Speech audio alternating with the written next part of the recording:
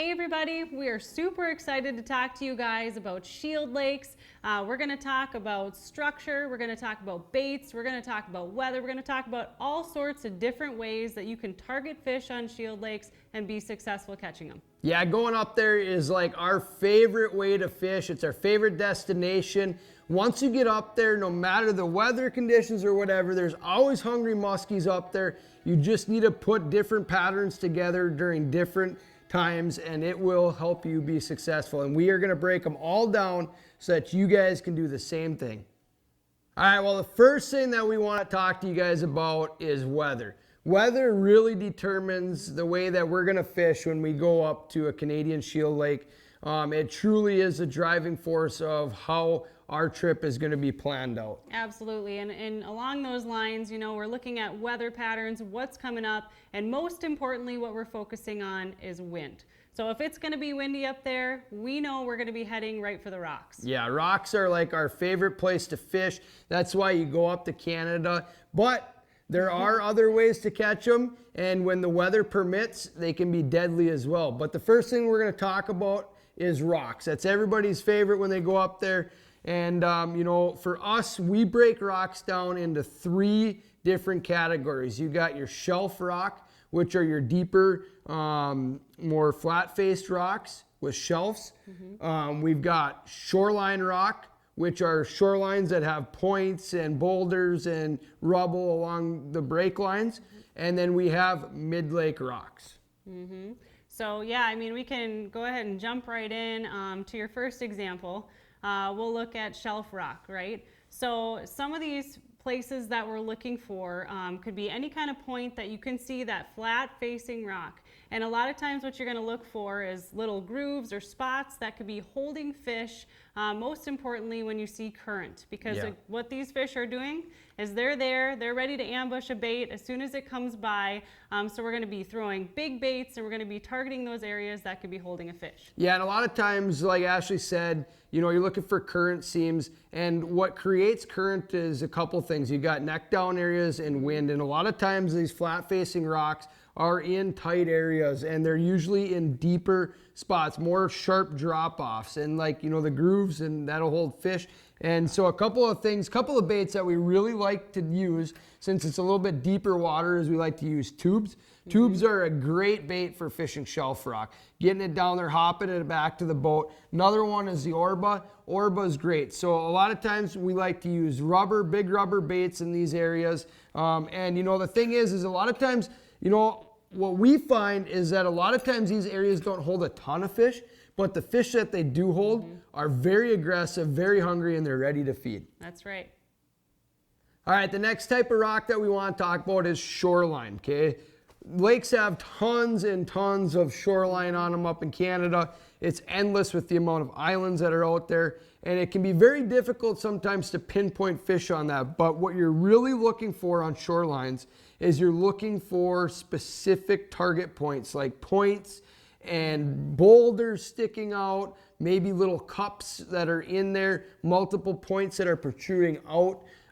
You know, that's kind of what we like to target. It can be very difficult and it can be overwhelming, but a lot of times it can produce a lot of fish with the wind blowing into it. Yes, and when you're cruising shoreline and you're looking for something that looks good, exactly, hit those areas. Sometimes what we'll do is we'll see a windblown shoreline that looks really good. We'll start right towards the end of it, hit the point, and cruise on to the next one, because, you know, you might not hit every single fish on that shoreline, but most likely you're going to hit the ones that are hungry, the ones that are ready to eat, and the ones that you can target the easiest. All right, the last rocks that we're going to talk about are mid-lake rocks. So it can be anything that you can visually see, you know, rocks sticking out of the water, or anything that you're marking with your graphing systems. Yeah, for sure. I mean, this is our favorite way to fish by far. The wind's blowing and we are jumping from rock pile to rock pile, and it just increases your odds so much to fish this way. And not only that, but a lot of times, typically when we're fishing these type of structures, you know, you're typically doing a circle around them. You're usually fishing the wind-blown side mostly on the inside creases of the current seams from the wind. And a lot of times we're fishing these very fast, okay? Because you can crank that trolling motor up to about 1.4 and you can keep on pounding away as you go around those rocks. And you know, a lot of times when we're fishing this, we're using bucktails, we're using fast moving bucktails, we're using top waters, we're using fast moving rubber, just like the swimming dog. And you know, we're just fishing these areas super fast. Yeah, and one thing to keep in mind too is that, you know, don't fish these too short, right? Because a lot of these rock structures have spines that'll go out farther than you even think that they can. Yeah, so for sure. really pay attention to your graph. Keep watching. If you even get down to, you know, 6 feet or so of this rock, keep fishing it, because some of the fish that we find a lot of times are just hanging out right on the tip of that. So make sure that you fish the entire thing. You can still fish it fast, but make sure you fish it thoroughly. Yeah, and another thing too to mention is, you know, rock structures, when we're talking rocks, a lot of times you have trout water, shield lakes in Canada, and a lot of times you have dirty water, shield lakes in Canada. And one thing that we do want to point out is when you're fishing those trout waters, a lot of times those fish will be on the secondary break. They'll be deeper than what, you know, a dirty shield lake is. A lot of times in the dirty shield lake, we'll be casting right onto the rock piles and coming off into the foot to 4 feet of water. A lot of times when we're fishing the shield lakes that are trout waters, we'll be throwing more like the rubber style off the deeper breaks. And a lot of times those fish will set up there. Yeah, we'll definitely pull back off of it a little bit so that you're not casting right on top, because you don't want to be on top of those fish. No. So. But like we said, the Midlake Rocks are honestly just our favorite to fish, because you can visually see where muskies you think are going to be sitting.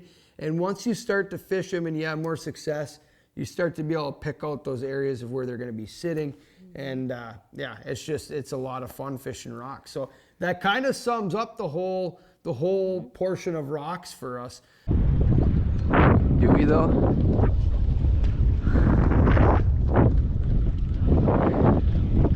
Oh, here's one. Oh, yep, hot. Got her! Got her!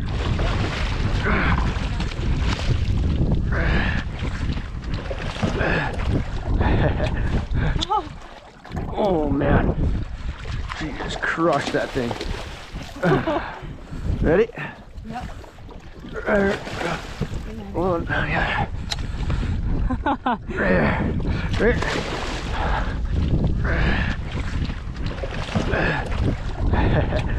You there, babe. There we go. Yeah. Oh, yeah. Oh, that one crushed it. That was absolutely insane. That thing came up like a million miles an hour. All right, so we talked about windy and rocks, and we're gonna go the complete opposite, and we're gonna talk about flat, calm, hot, and sunny. We have had so many days where we have beat our heads against the wall trying to chase fish against the rocks when it is this condition, and it just flat out hardly ever works for us. And so we've really over the years come up with the other two patterns that we really like, and it is very, very successful when it is very hot and sunny out. And that is sand and cabbage. So we'll talk about sand first.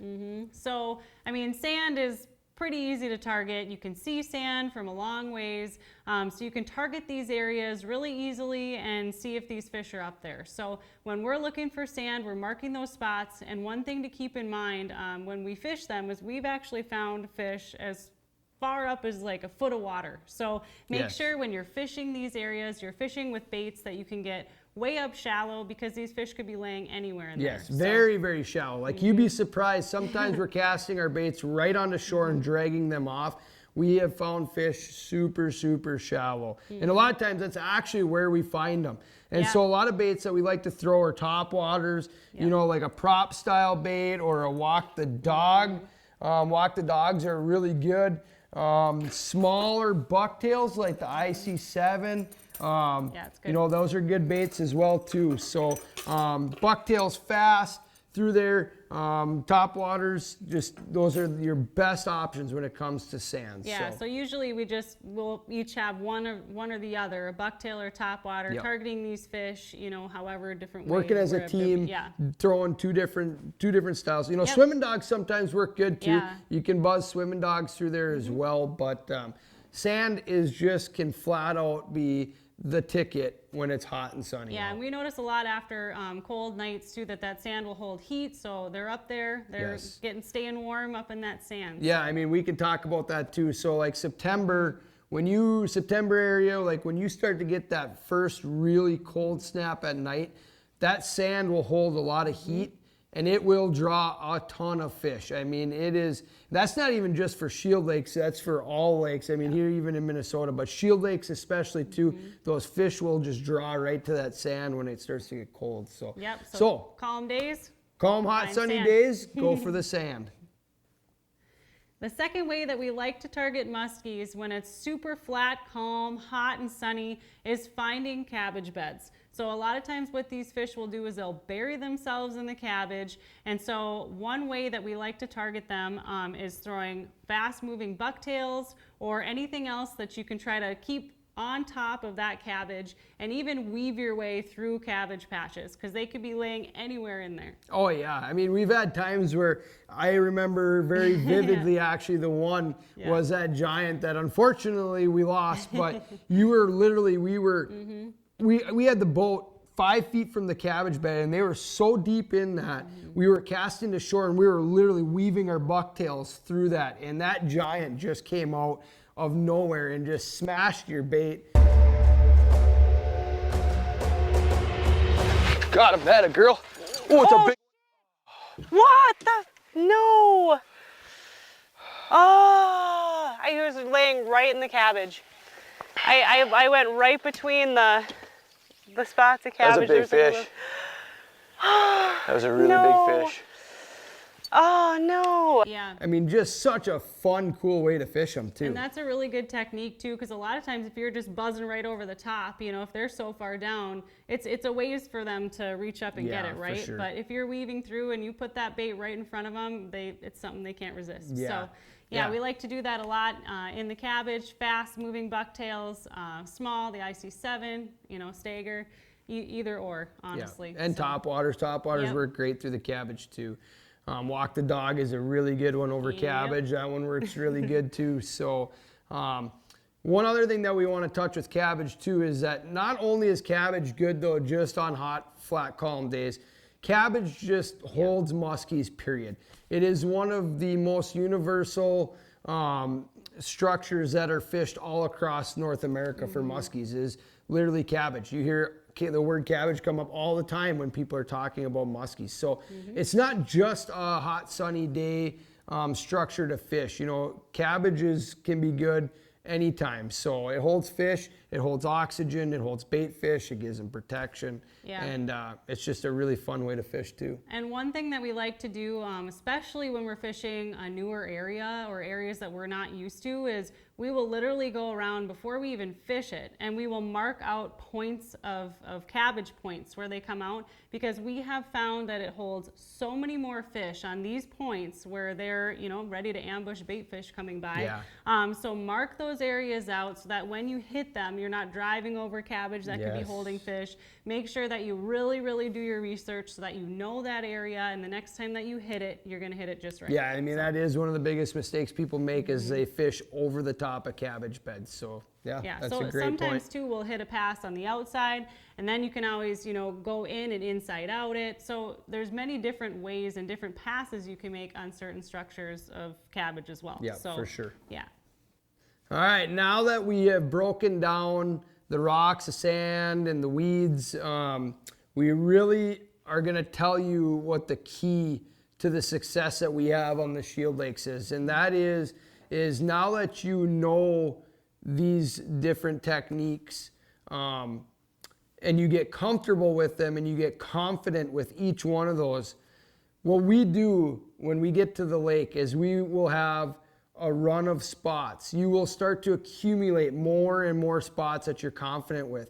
And you can start every morning by picking a couple of each one of these spots and letting those determine the rest of your day. So hitting some rocks, hitting some sand, hitting some cabbage right away in the morning, because it can change day to day up there, you know, depending on your weather, depending on how cold it was last night. You know, so many different things can make these fish move and be on the move. So you also need to be on the move and making sure that you're going to be where the fish are. So rocks were awesome yesterday. We're not going to just hit all the same spots. We're going to definitely be checking some of those other spots as well, because it may be an entirely different day. Yeah, so 100%. And you know, another thing to keep in mind too is the biggest thing that we can tell you is that do not just sit there and keep beating your head against the wall. You know, there are when you get up to Canada, you know, from lake to lake, it can vary on bite windows. Like Lake of the Woods, you can go for hours and not see a fish. You can turn right back around and fish those same spots that you fished, and the window opens up and they're biting. Yeah. But with that being said, do not keep beating your head against the wall on this stuff. Make sure that if something is not working for you, to try something else. That has been the biggest part of our success and gaining confidence in all these other ways of fishing. And now we're to the point, like we said, we just start each day, and we let the spots determine what the rest of our day is going to look like. Right. And you know, so many of these lakes up here in the Shield area, like they are so window oriented. Like you said, you know, I mean, you can be fishing all day long. You might see some fish, there might be some lazy fish, but when you're there on that window, it could be a weather window or, you know, a moon window, anything that you are out there at the right time, and it can completely turn your day around. Yeah, 100%. So. And just enjoy the beauty of being up on the Shield Lakes. That is literally our favorite part of going up there and having our adventures, is literally the sheer beauty of what's up there. I mean, it's muskies biting or not, it is just you just don't get that anywhere else. So we hope this was helpful for you. We really wanted to break some ways down that we've been successful out there, so you can be as well, and have fun out there. Hey everybody, head on over to the Thorne Brothers website and check out the Devoted Outdoors collection. In here, you're gonna find all the top end gear that we use throughout the year that helps us be successful. And the best part is you get it all at a discounted price. So head on over, check it out.